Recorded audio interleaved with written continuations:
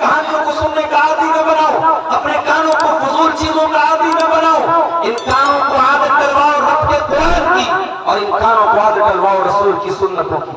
اپنے گھروں میں قرآن و حدیث کا درس رکھواؤ، اپنی عورتوں کو اپنی لڑکیوں کو عالمہ بناؤ، اپنے بچوں کو عالم بناؤ، ان مسجدوں کو آباد کرو، ان مدرسوں کو آباد کرو۔ واللہ یہ شرم کی بات ہے، یہ غیرت کی بات ہے، یہ چولوں میں پانی میں ڈوب مرنے کی بات ہے۔ ان مدرسوں کو چلانے کے لیے آپ کے آگے بھیک مانگنی پڑے، ان مسجدوں کو بنانے کے لیے آپ کے آگے بھیک مانگنی پڑے۔ میں جانتا ہوں آپ کے اندر وہ پوٹینشیل ہے، اللہ نے آپ کو اتنا دیا ہے، آپ کھڑے ہو جائیں اپنے علاقے کی مسجد بنانے کے لیے، آپ کو باہر کہیں جانا نہیں پڑے گا۔ اسی کٹیہار کے بہت سارے علاقوں میں میں نے دیکھا کہ لوگ مینجمنٹ کے ساتھ اچھے طریقے سے اپنے گاؤں بھر میں چندہ کرتے ہیں اور بڑے بڑے خرچوں کا بھار اپنے کندھوں پر اٹھا لیتے ہیں۔ جب دل میں جذبہ ہو میرے بھائی تو روزانہ مزدوری کرنے والا بھی نیکی کے کام میں حصہ لے سکتا ہے۔ میرے پیارے ساتھیوں، نبی نے تعریف کی ابو ہریرہ کی کہ اے ابو ہریرہ تیرے اندر حدیث کو سیکھنے کی طرف ہے، اور پھر نبی نے جواب دیا کہ اے ابو ہریرہ سن لو، اسعد الناس بشفاعتی یوم القیامہ من قال لا الہ الا اللہ خالصا من قبل نفسی۔ اے ابو ہریرہ قیامت کے دن وہ خوش نصیب انسان جس کی میں شفاعت کروں گا، جس کو میری شفاعت نصیب ہوگی، وہ قبر پرست نہیں ہوگا، وہ بت پرست نہیں ہوگا، وہ پیڑ پرست نہیں ہوگا، وہ بابا پرست نہیں ہوگا، وہ پیر پرست نہیں ہوگا، وہ تعویذ مارنے والا نہیں ہوگا، وہ ڈنڈا مارنے والا نہیں ہوگا، وہ پتھروں کو اپنا مشکل کشا مارنے والا نہیں ہوگا۔ وہ کون ہوگا؟ من قال لا الہ الا اللہ من قبل نفسہ، جس نے اپنے دل کی گہرائی سے لا الہ الا اللہ پڑھا ہوگا، جو توحید پر ہوگا، جو رب کی توحید پر ہوگا، قیامت کے دن اللہ کے نبی کی شفاعت اس کو نصیب۔ اس لیے توحید کی حفاظت کرو۔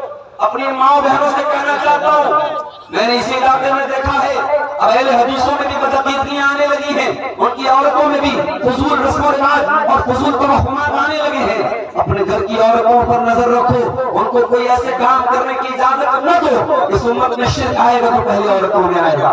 اللہ کے پیارے نبی فرماتے ہیں، صحیح مسلم کی روایت ہے، لا تقوم الساعة حتى تضطرب علیات النساء تسبحون ذو الخنسہ۔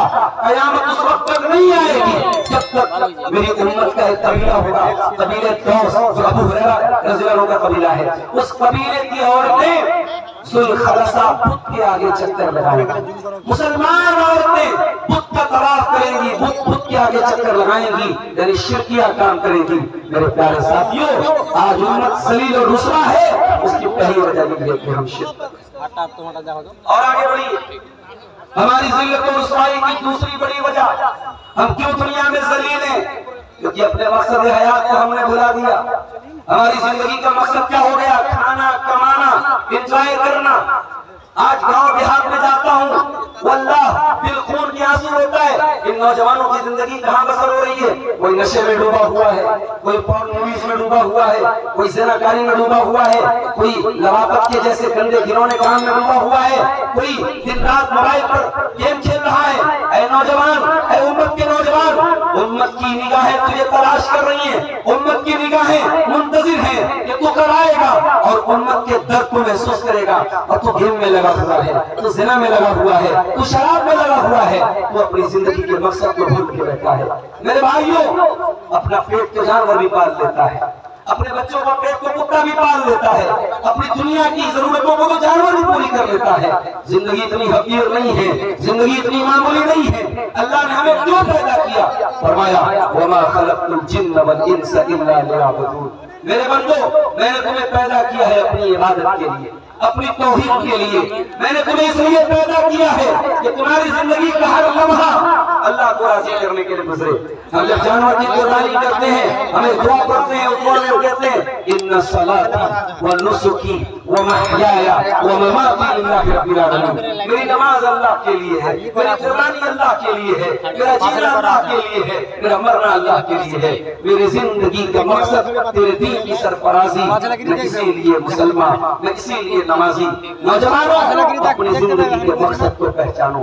زندگی کو پیار محبت کے نام پر برباد نہ کرو، زندگی کو نشے کے نام پر پھینک نہ چڑھاؤ، زندگی کو اللہ کو راضی کرنے میں گزارو۔